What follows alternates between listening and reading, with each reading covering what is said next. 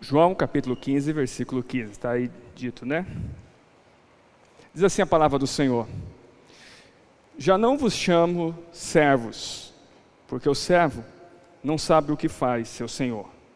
Mas eu vos tenho chamado amigos, pois tudo o que ouvi de meu Pai, eu compartilhei convosco. Vamos ler novamente? Já não vos chamo servo, porque o servo não sabe o que faz o seu senhor. Mas eu vos tenho chamado amigos, pois tudo o que ouvi de meu Pai, eu compartilhei convosco. Senhor, ministra-nos nesta hora em nome do Senhor Jesus. Amém. Bem, pode sentar, irmãos e irmãs. Eu confesso que hoje é aquele dia que o pregador vive a crise entre falar aquilo que ele queria falar e falar aquilo que é a direção de Deus. Algumas vezes essas duas coisas, elas encontram, elas se desenvolvem conjuntamente. Em outros momentos, não. Mas, na verdade, eu aprendi e prego sobre isso, que é melhor obedecer, até porque Deus sempre nos surpreende. Deus surpreende quando a gente parece que tem uma noção a esse respeito, mas a nossa noção é estritamente intelectual, e nós cremos num Deus que age de forma espiritual, que age de forma sobrenatural. Então eu estou focado nisso. Há algum tempo nós temos falado sobre aquilo que Kierkegaard fala sobre os níveis, os estágios aos quais nós precisamos desenvolver. Eu estou colocando isso como pauta e como início, porque isso nos dá uma direção, nos dá uma conexão sobre cada palavra, e eu queria que você tivesse isso. Primeiro aspecto importante é nós entendemos que há sempre um nível que nós precisamos subir. Se a gente não entender isso, nós vamos correr o risco de ficar parado no tempo, e parado no tempo não é coisa daqueles que são na presença do Senhor, eles vão se desfocar. E fatalmente o ser humano, ele desfoca sobre isso. Então eu queria que você tivesse sempre a clareza que há um nível maior que sempre que nós temos que buscar da presença do Senhor.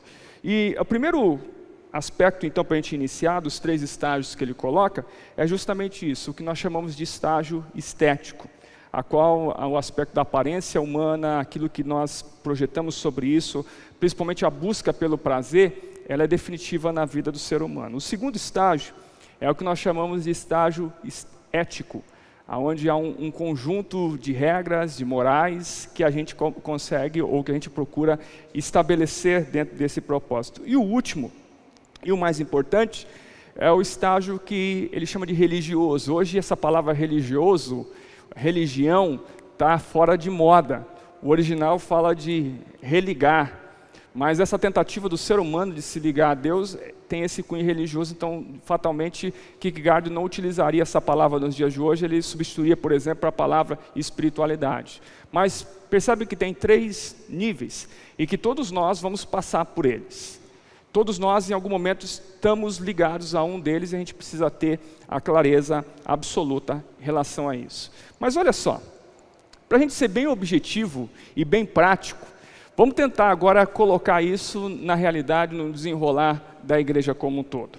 Veja bem, quando alguém se converte ao Senhor Jesus, quando alguém vem à igreja e sente-se tocado pela presença de Deus, sente tocado pelo agir novo de Deus, fatalmente ele vai ter aquele momento, aquele encontro que ele chama conversão. Quando a gente começa a perceber que a vida que nós estávamos vivendo era vazia, e a gente agora foca para alguma coisa mais concreta da presença do Senhor. Esse seria o primeiro estágio, que é bem focado sobre essas 2 questões, do prazer e também do aspecto estético. Veja bem, quando alguém se converte, ele vem à igreja, ele vem a Jesus por prazer, o aspecto mais positivo. Então ele se sente tocado pelos louvores, ele se sente tocado pelo clima, ele gosta. É o que biblicamente a gente chama do primeiro amor. As pessoas começam a desenvolver alguma coisa diferente, começam a se abrir para algo diferente, principalmente se vem de uma vida completamente danosa, uma vida cheia de pecado, uma vida desestruturada. Daí encontra Jesus uma oportunidade de mudança completa. Então as pessoas vêm por esse fim, ela vem tocada, ela vem pelo prazer de estar na presença do Senhor. Então, quando alguém vem à igreja, dificilmente ele vai procurar o aspecto doutrinário, vou investigar a doutrina dessa igreja. Ele permanece porque ele se sentiu bem naquele lugar, ele se sentiu bem no convívio com os irmãos e irmãs, no convívio do ambiente de igreja. E aí uma coisa é muito engraçada, mas praticamente todos nós passamos por isso, é que quando essa coisa acontece, a primeira mudança que acontece em nós é estética, é fora da gente, é exterior. Então, alguém vai à igreja, tem o toque, recebe a presença de Deus, se converte, daí ela começa a procurar um jeito de botar uma roupa de crente. Não é assim? Tem até um negócio de moda evangélica agora, é uma categoria à parte, que alguém coloca lá um estilo de vestimento que se coloca assim. A outra coisa que muda é o linguajar. A gente começa a falar o crentez. Ô vaso, como é que é? Como é que você está? Só na bênção? Glória a Deus, aleluia. Só coisa de crente, só crente entende essas coisas. Fora daqui é muito difícil compreender. Então começa a criar isso.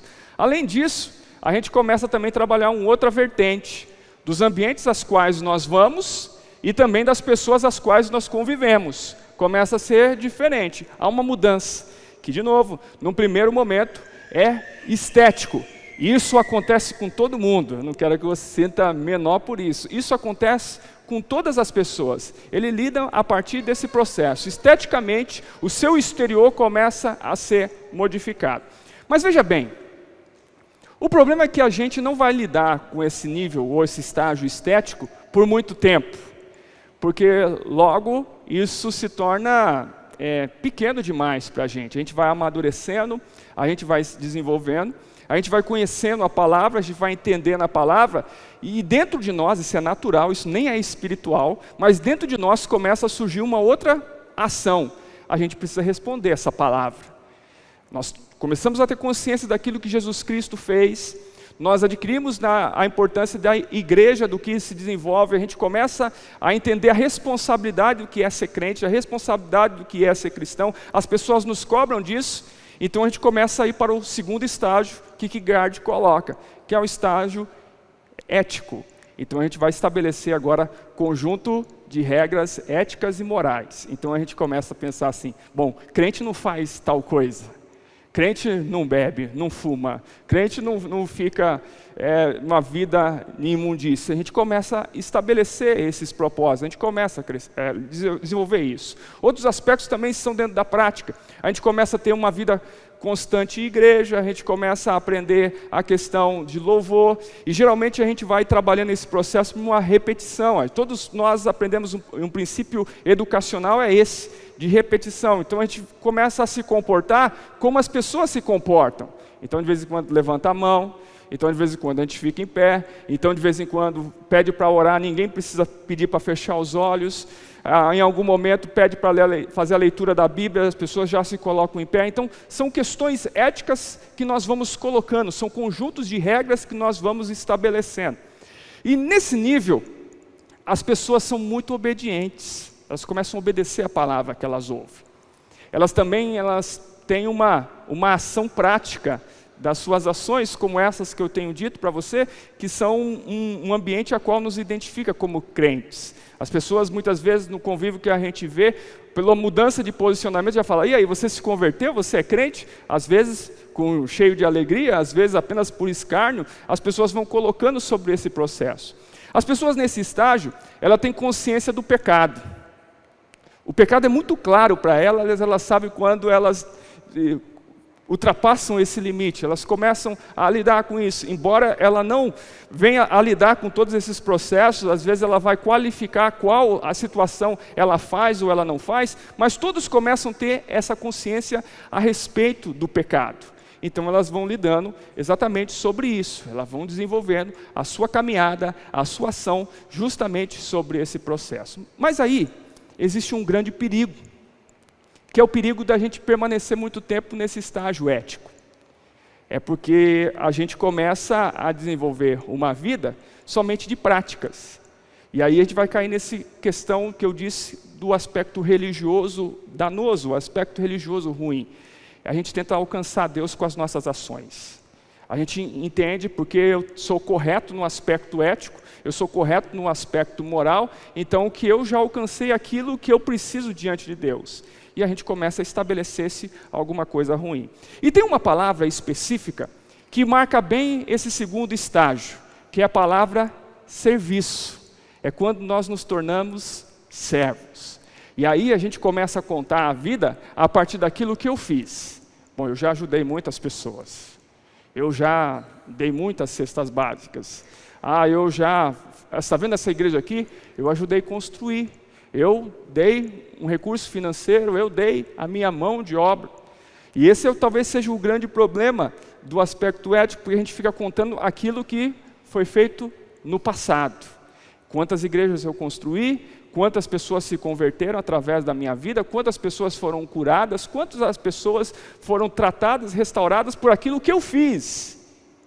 E o grande problema do aspecto do serviço é que a gente começa agora a buscar a nossa vida, ou pautar a nossa vida, em valores muito estranhos, porque a gente começa agora a querer ser reconhecido. Isso é instintivo do ser humano.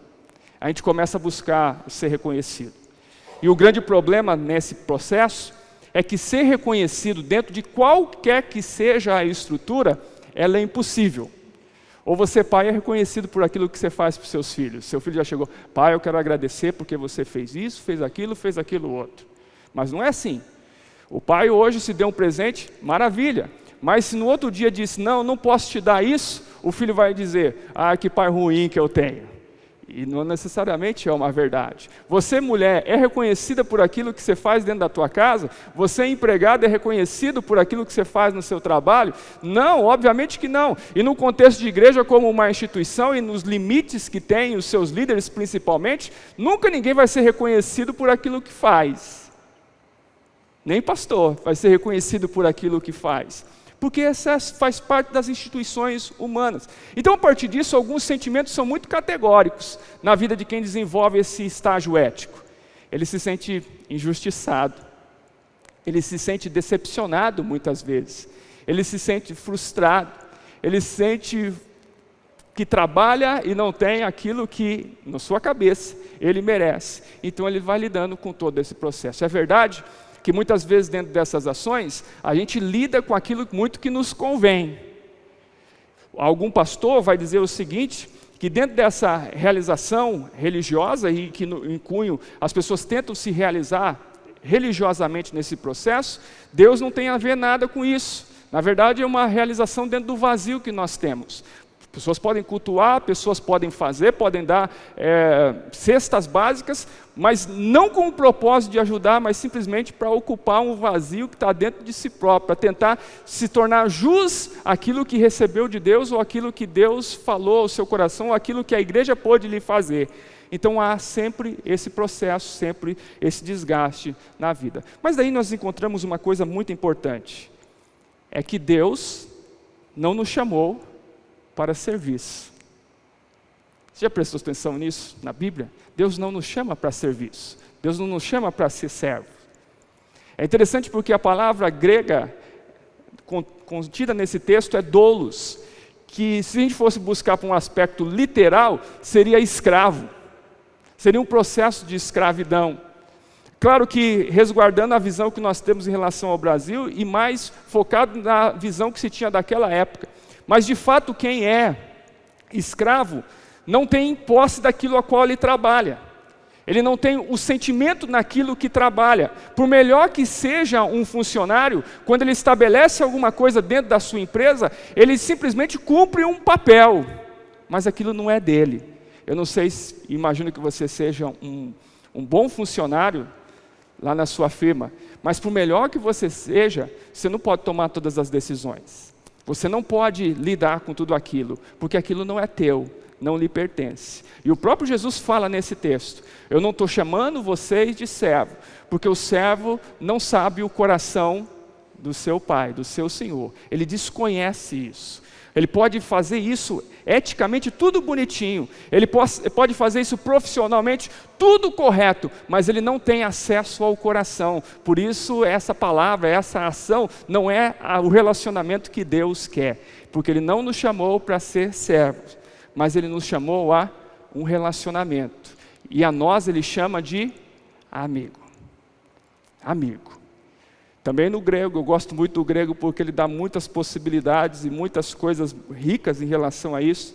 tem essa palavra de filéu, que seria da amizade, mas é um sentimento maior do que um grau de parentesco. É um sentimento daqueles que são unidos porque decidiram conviver um com o outro, que decidiram se relacionar profundamente com o outro. Então se estabelece sobre esse processo. Deus nos chama de amigo.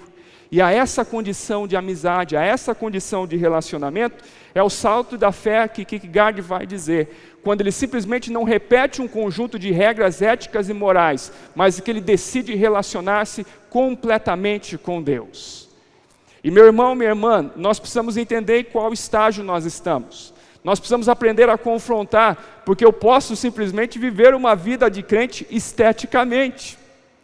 Eu posso vestir uma roupa de crente, eu posso ter uma linguagem de crente, eu posso cantar as músicas de crente, mas isso em algum momento vai ter um preço, porque o vazio no meu coração vai permanecer.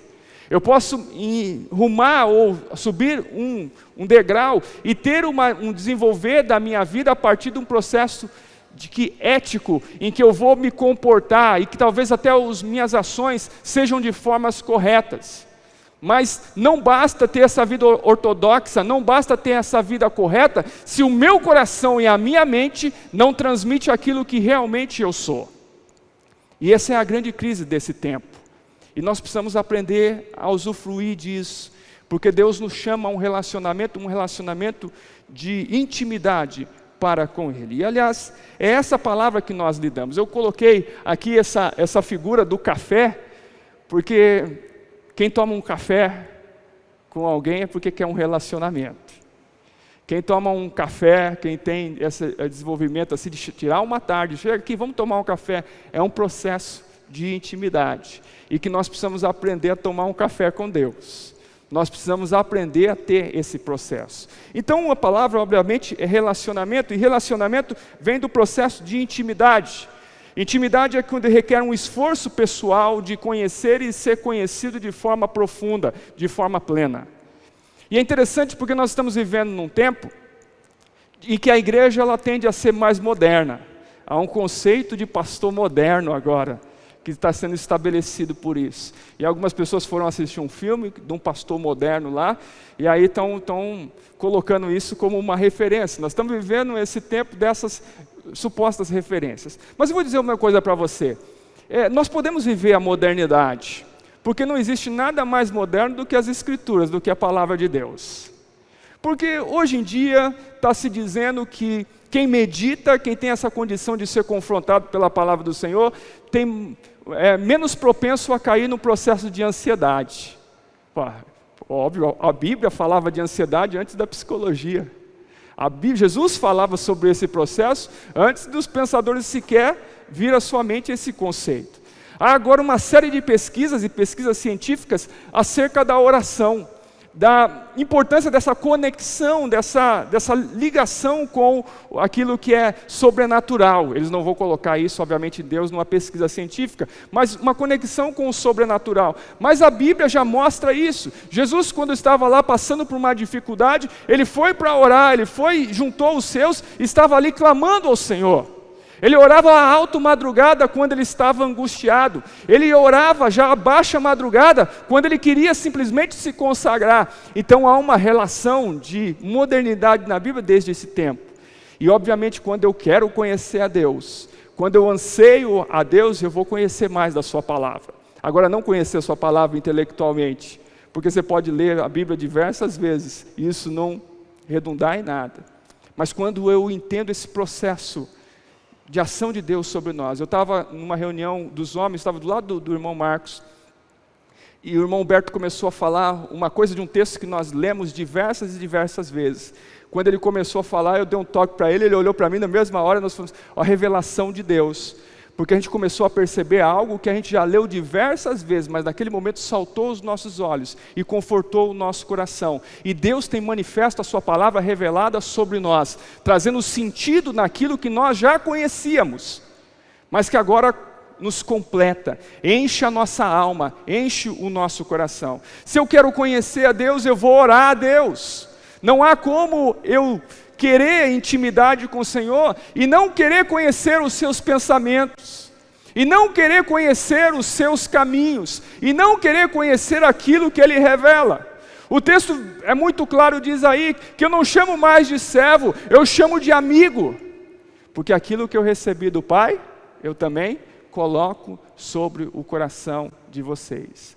É um processo de intimidade, mas que isso gera esforço. O quanto você está disposto a conhecer Deus? Porque querer conhecer a Deus, todos nós queremos.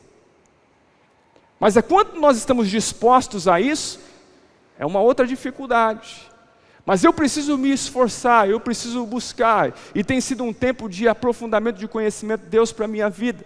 Eu estou aí prestes a, praticamente 2 semanas para ir à Coreia e conhecer uma realidade nova, e eu estou ansiando já por esse processo, por um culto da madrugada diferente daquele que eu conheci naquele momento, porque eu estou ansiando conhecer mais de Deus. Essa relação com Deus, esse agir com Deus, é algo profundo que nós precisamos aprender a estabelecer. O quanto você está disposto a isso? A segunda coisa que nós precisamos entender sobre esse relacionamento, que relacionamento nenhum é definitivo.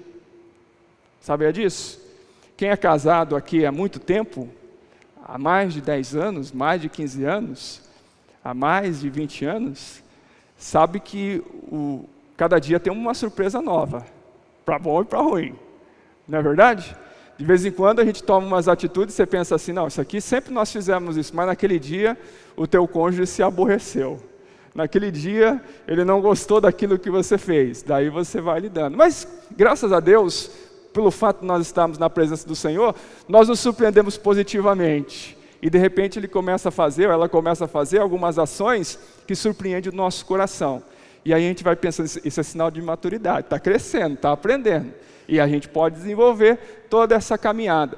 E é interessante porque justamente isso, nós somos pessoas que adquirimos conhecimento, nesse conhecimento nós temos um aperfeiçoamento, e isso vai gerando em nós uma progressão, ou pelo menos deveria gerar em nós uma progressão. Porque não dá para a gente simplesmente embasar um relacionamento por algo já definitivo. Nós vivemos por um processo. E se as pessoas são assim, que dirá Deus?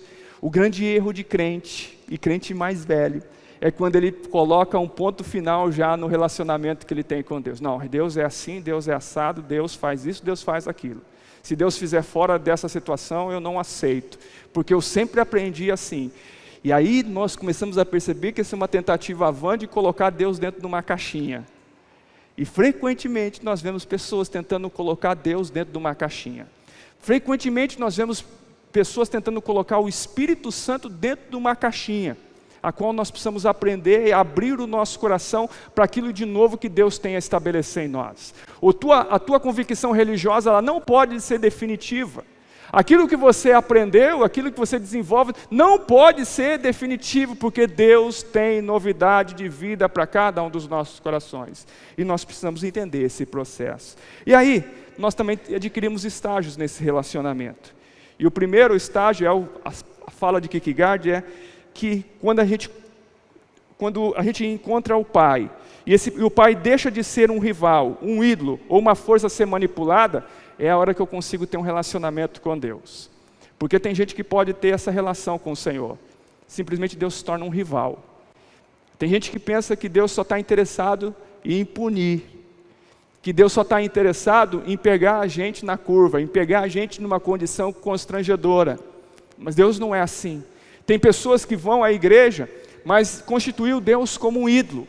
Então tenta fazer coisas para agradar esse ídolo, mas ele nunca sentiu Deus, ele não consegue sentir Deus constantemente. Faz muito tempo que ele não chora na presença de Deus, que ele não sente a voz do Senhor, uma direção de ser usado por Deus. Faz muito tempo, muitos anos que lida com esse processo. É quando a gente estabelece Deus como ídolo. É como também a gente coloca Deus como uma força a ser manipulada. E aí, para eu mostrar que eu sou bom ou que eu faço alguma coisa, eu tento manipular o meu conhecimento, a minha ação, os meus afazeres em relação a Deus. E é muito difícil ouvir isso. É muito difícil, isso dói muito no coração. E a gente não consegue lidar com esse processo. Deus não é uma força a ser manipulada. Deus é Pai. Deus é um processo de relacionamento com as nossas vidas. Também assim, o estágio de relacionamento é quando eu vou o conhecendo, E sei que também sou plenamente conhecido por Deus. O quanto eu conheço de Deus, mas o quanto também eu sou conhecido por Ele. O quanto Deus te conhece. Claro que Deus é onisciente, conhece todas as coisas, mas eu estou falando nessa relação de abrir o coração. Porque nós podemos também, como crentes, estabelecer um processo de fazer aquelas orações tão bonitas, tão rebuscadas, mas que passa longe de abrir o nosso coração. E às vezes a gente tem dificuldade de abrir aquilo que está passando conosco para as pessoas, mas também tem dificuldade de abrir o nosso coração para Deus. Uma das coisas que tem sido muito rico na vida da igreja é o processo quando nós estamos no cenáculo com os homens. E os homens que estiveram lá sabem que é um chororô bem pesado. Quando a gente também está aqui no culto da madrugada, é um outro momento também muito pesado. Sexta-feira foi pesado pra caramba, assim, num bom sentido, de como Deus se manifestou, como Deus fez a sua presença. E é bonito ver pessoas chorando. É bonito ver, lidar com isso. Isso é genuíno. Eu preciso aprender a orar e chorar na presença de Deus. Eu preciso aprender a rasgar o meu coração de Deus. Eu preciso colocar a minha amargura, porque se eu não colocar a minha amargura diante de Deus, eu vou jogar isso em cima das pessoas à minha volta. No primeiro momento de dificuldade, eu vou jogar isso na vida do meu marido, da minha esposa, dos meus filhos, dos meus pais. Eu vou jogar isso nas costas de alguém. Mas quando a gente começa a trabalhar essa amargura, quando a gente começa a trabalhar essa condição na presença de Deus, as coisas vão se abrindo. E a gente vai entendendo quem Deus é. A gente vai entendendo essa relação com Deus.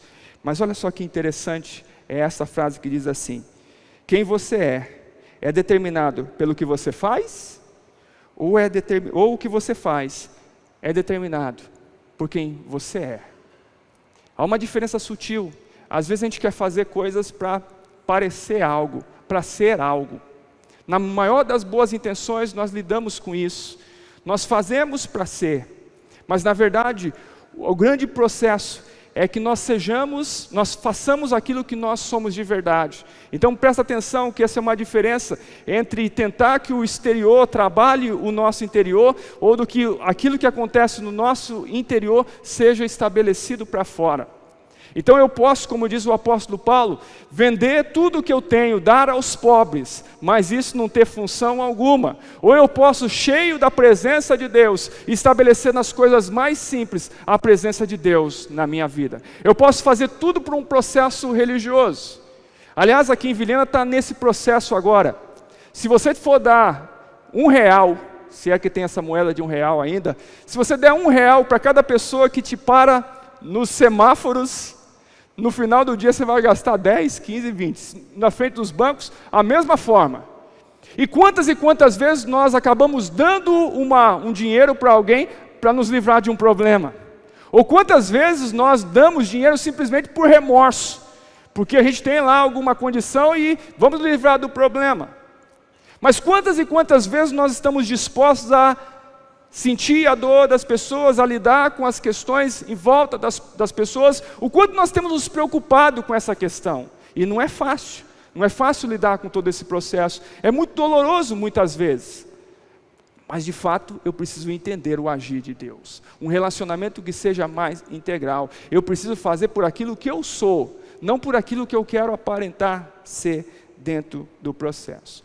E para a gente entender bem isso e já caminhar para o final, tem 3 exemplos bíblicos que nos mostram um pouco essa diferença dessa relação entre o serviço e o relacionamento. O primeiro está lá na visão de Caim e Abel.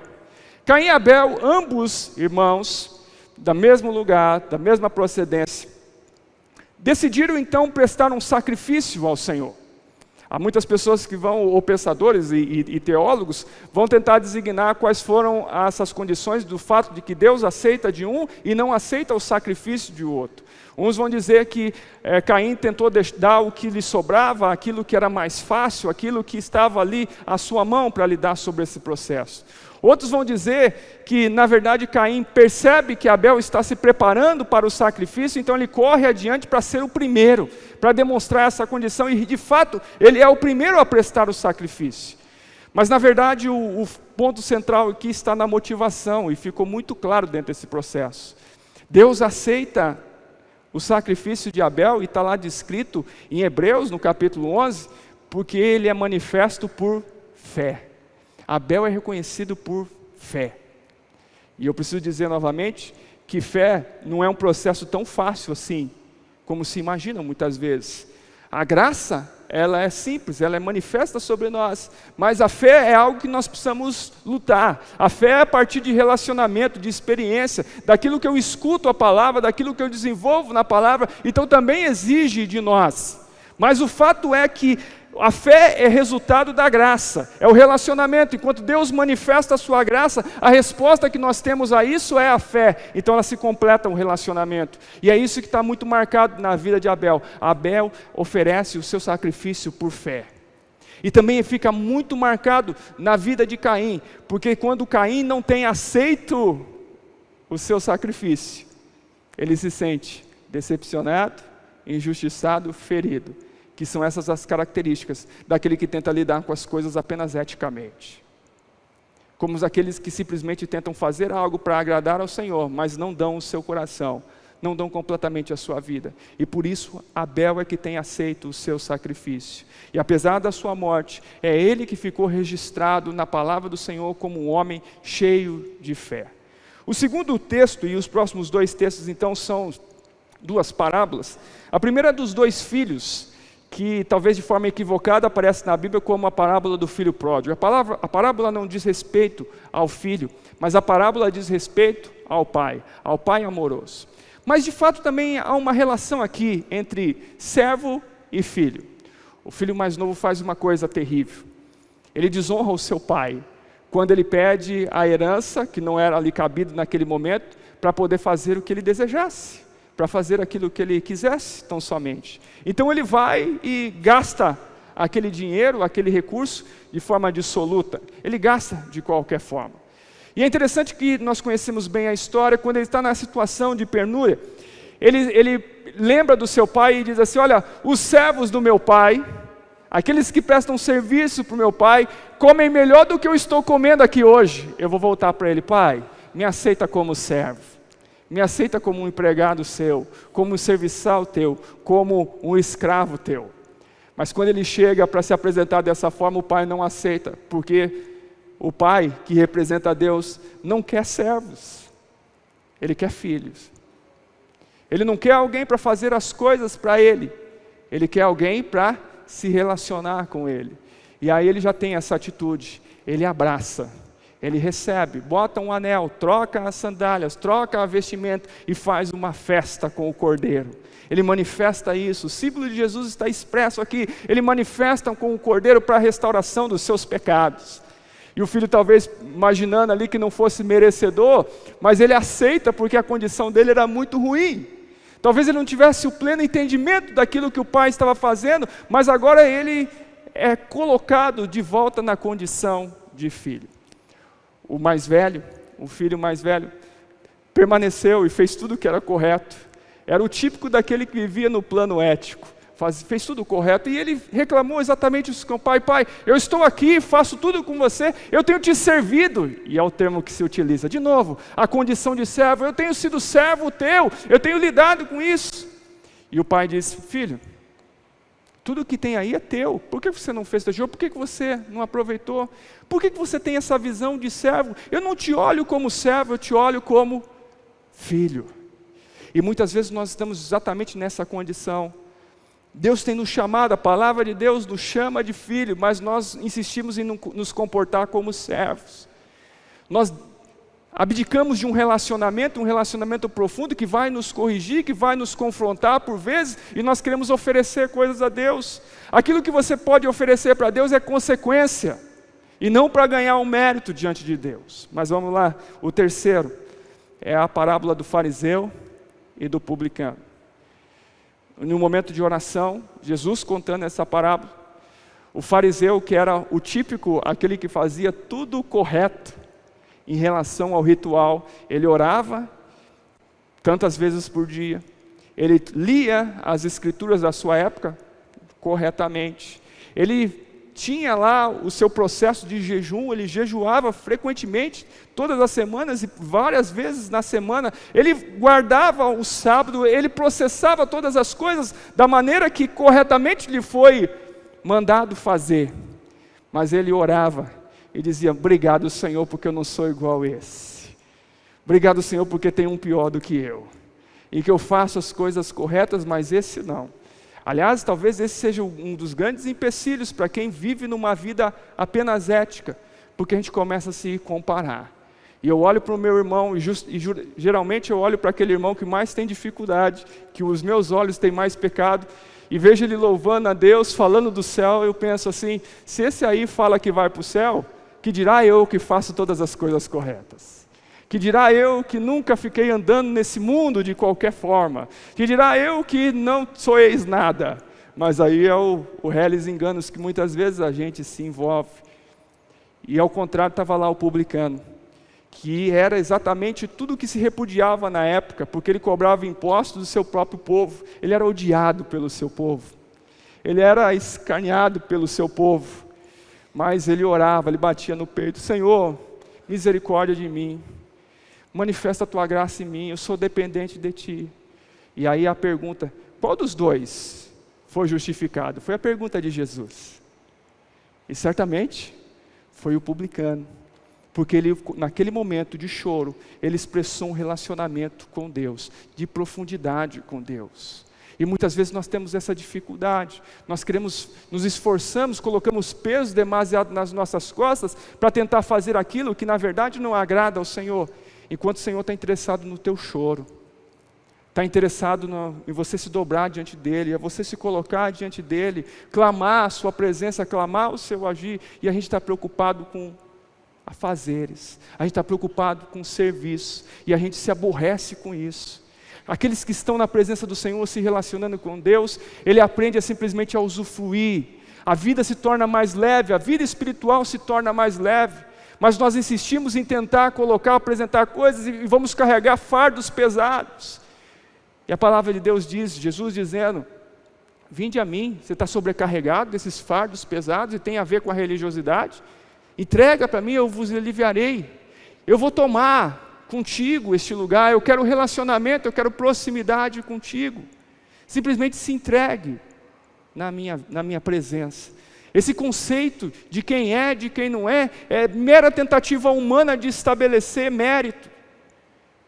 Mas eu não estou focado com isso. Eu estou focado num relacionamento com Deus. E aí eu quero encerrar com 3 citações. A primeira diz assim, de Neil Anderson: conhecer a Deus é indispensável para a maturidade e liberdade. Quando eu conheço a Deus, conheço como Ele me conhece, começo a ver as coisas pelos olhos de Deus, pelo agir de Deus, eu vou começar a andar por liberdade. O Filho do Homem me libertou, então verdadeiramente eu sou livre. Se eu ando pelo propósito de Deus, eu ando em maturidade, porque eu não penso como os outros, eu não sou os crentes mimimi, eu não sou crente infantil, eu sou aquele que é maduro para lidar com as coisas do alto. A segunda citação do Dr. MacArthur diz a seguinte: a maior intimidade do cristão com Deus ocorre quando os pensamentos do Senhor substituem os nossos. Então nós começamos a ser moldados os nossos comportamentos de acordo com a mente de Cristo. Primeira coisa que muda em nós são os pensamentos, é o nosso coração. Depois as nossas atitudes. O grande problema é que muitas vezes nós tentamos fazer as atitudes a modificar a nós, e aí nós ficamos apenas no processo estético, nós ficamos apenas do crente daqui para fora. Mas quando nós permitimos o agir de Deus, automaticamente o seu Espírito trabalha no nosso coração. E a última diz o seguinte: relacionamento com Deus não promete o livramento sobrenatural das dificuldades, mas o uso sobrenatural desses problemas, para que possa cada vez nos moldar, para que cada vez mais o nome do Senhor seja propagado. Filipenses dizia isso, ele tinha um entendimento da graça, aliás, ele tem um entendimento da graça, ele manifesta sobre esse processo, porque quando nós verdadeiramente entendemos a graça do Senhor, nós vamos sendo projetados a um relacionamento cada vez mais íntimo com Ele. É possível a gente viver um tempão de igreja e não entender esse relacionamento? É. Mas eu queria dizer para você que a nós, nesse tempo da manifestação da graça, Deus nos dá a condição de entender quem nós somos diante dEle. De entender que Ele não quer nos punir, Ele quer nos salvar, nos restaurar. Que se nós viermos pecar, Ele vai nos cobrar, vai nos confrontar, mas não para nos escarnecer, não para nos escandalizar, mas projetar para a santidade dEle. E que Ele vai fazer isso, Ele é Pai, Ele vai lidar com essas situações, mas nós vamos entender o agir, o manifestar, o mover da graça do Senhor. E que o mais importante, independentemente de qual é a nossa circunstância hoje, de qual é a condição do nosso passado, Deus está de braços abertos para ministrar as nossas vidas hoje. E se você já tem bastante tempo de igreja, se você já conhece a Bíblia de Gênesis e Apocalipse, que é possível conhecer tudo isso, eu queria que você entendesse que Deus não está muito interessado no teu processo do passado. Ele não está interessado em quantas igrejas você já ajudou a construir. Ele não está muito interessado em quantas aulas de escola dominical você já deu, de quantas pessoas foram curadas através da tua mão. Não que Ele não te dê o valor que você merece, você tem um valor imensurável à medida que Jesus Cristo morreu numa cruz por tua vida. Mas na verdade que o relacionamento, como ele não é definitivo, Deus quer mover no nosso coração hoje. Deus quer que nós contemos o testemunho daquilo que nós vivenciamos hoje. Do passado já foi. Eu fui em alguns lugares e em um lugar especificamente, houve um momento de testemunhos. E alguém disse, vamos abrir aqui a oportunidade para dar testemunho. E a pessoa chegou, pegou o microfone e começou a contar. E foi contar uma coisa que aconteceu 5, 10 anos atrás, na época que ela se converteu. E todo mundo ali já conhecia aquele testemunho. Talvez se nós tivéssemos a oportunidade de testemunhar, talvez nós incorreríamos no mesmo erro, falando daquilo que fez e que foi bom, mas que foi feito lá. Mas há um tempo, e é esse, e já chegou, a qual Deus começa a estabelecer em nós a condição de testemunhar o que Deus está fazendo hoje nas nossas vidas. O que Deus está fazendo hoje na vida da tua igreja. Porque não há nada mais moderno que o nosso Deus. Não há nada mais moderno que a sua palavra. Não há nada mais moderno do que viver em sua presença. Louvado seja o nome do Senhor por isso. Louvado seja a presença de Deus no teu coração.